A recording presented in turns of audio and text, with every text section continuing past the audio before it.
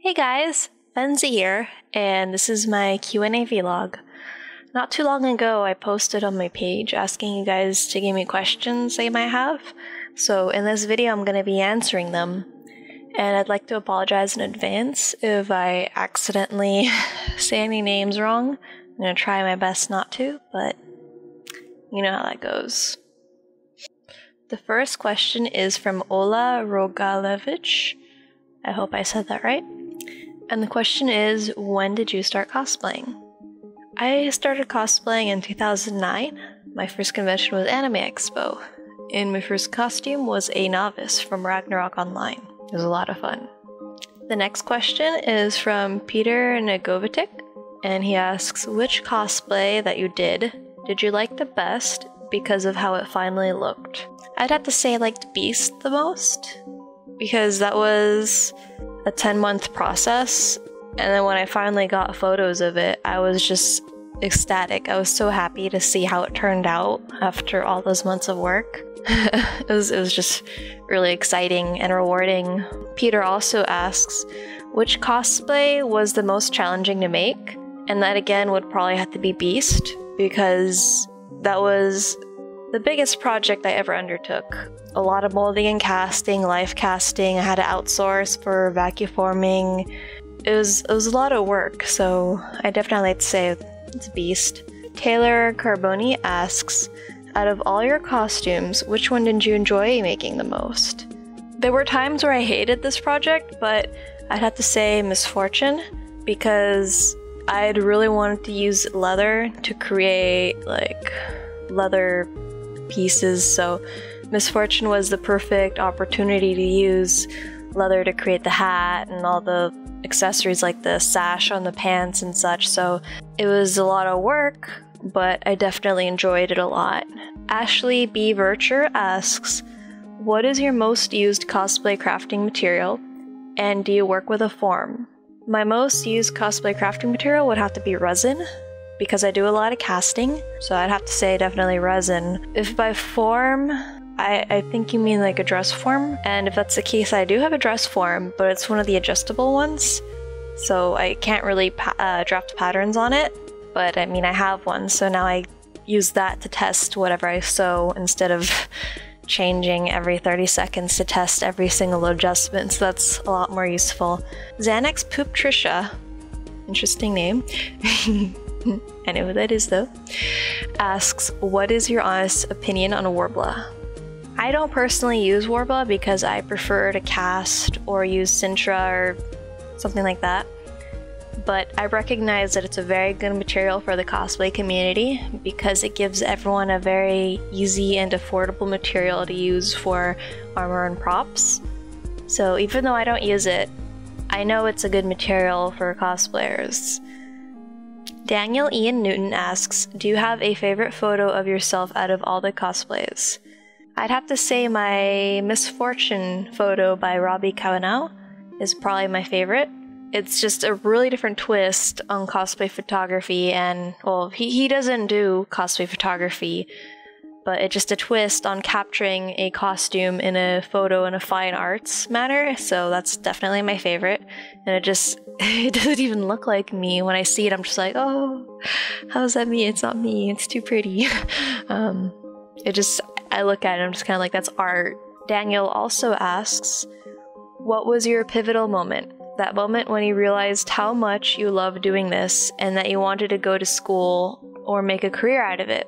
I think when I was working on Beast, I really realized I wanted to become a little bit more, I guess, professional with what I do. I've been following Volbin and Fev and God Save the Queen for quite a while, and I've been just watching their materials and techniques, and they inspired me to push myself. And as I was working on Beast, I just realized how much I loved doing this, and then I really wanted to push forward and, you know, make something out of it. Daniel also asks, what is the most surprising thing you learned at Otis? The most surprising thing I learned at Otis is probably to just don't be afraid to just shoot up high for your dreams. Just sky's the limit. Just chase after your dreams, and who knows, you might get it. Daniel also asks, what is the most valuable thing you learned at Otis? The most valuable thing I learned is to really push yourself and don't take the easy way out. I mean, sometimes there is an easier route to do something, but make sure you go all the way and don't just jump out because you think it's good enough. Push yourself until you like what you've done. Pathne Arlene asks, which has been your most difficult prop to make and which prop has been your favorite? My most difficult prop would probably have to be my beast sword, because that was the first time I ever outsourced to a prop shop, and I was using completely new techniques that I've never done before, and I had to learn everything on my own.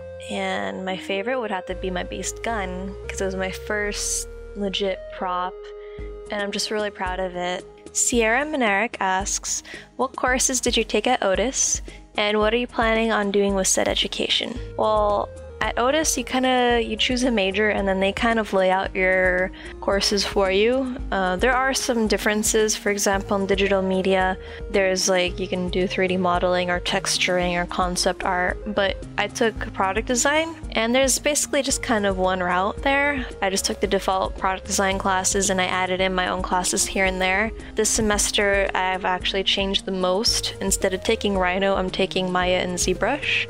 I'm hoping to take my education towards Hollywood and work on props in the movie industry. It'll take a while to get there, but I just want to be part of the team that works on props for movies. Hannah Abelo asks, what was your favorite class / most beneficial class while at Otis? Do you have a favorite anime, video game? My most favorite class would have to be all my 3D modeling courses, because as soon as I started modeling in Rhino and SolidWorks, I became addicted, and I'd find myself working until like 4 a.m. sometimes on the same model and just being addicted until I get it right. And then my most beneficial class, once again, would probably have to be Jason Burton's class for my sophomore year, design studio course, because he really taught me to be really picky about my line work and just dominant, subdominant forms and such. My favorite anime would have to be Steins Gate. I love Fuke's art and he designed the characters, so and my favorite video game at the moment, League of Legends. I still really love World of Warcraft, but at the moment I don't really have the time to play it. Cesarino Walensky asks, do you have any favorite cartoon? I don't really watch any cartoons at the moment. I mean, the only cartoon I watch is anime, and my favorite is Steins Gate, but some people argue that anime isn't really cartoon. Chris Gauthier asks, I know I posted this in another photo's comments, but it would be cool to hear about how you got started, what your major is, and how cosplay fits your career plans.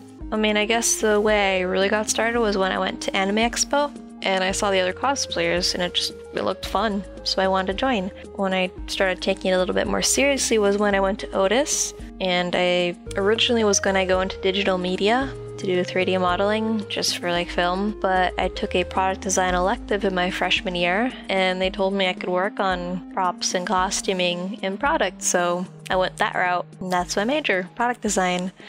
And cosplay fits into my career plans in the sense that each costume I choose basically is an opportunity to create portfolio pieces. For example, Beast, I created the gun, the sword, and then I also included the gloves and my boots. Those are all portfolio pieces in the sense that it demonstrates the different skills that I've obtained through working on costumes. And that's it for the questions for today. If you guys enjoyed it, I might do it again sometime in the future. I'd like to thank all of you for your support. I actually hit 30,000 on my page yesterday, which was just mind-blowing, and I couldn't have done it without you guys, so... And as a thanks, I'd like to give away a Chomper blueprint. Chomp chomp! And in order to be eligible for it, all you have to do is leave a comment with the word chomp down below and or on Facebook. And just to make it clear, you have 2 chances for it. If you post on both YouTube and Facebook, you'll have double the chance. If you post on one, you'll have 1 chance. And that's it for this video. Thanks for watching. If you have any suggestions, post them down below. And I guess I'll see you guys next time. Bye guys!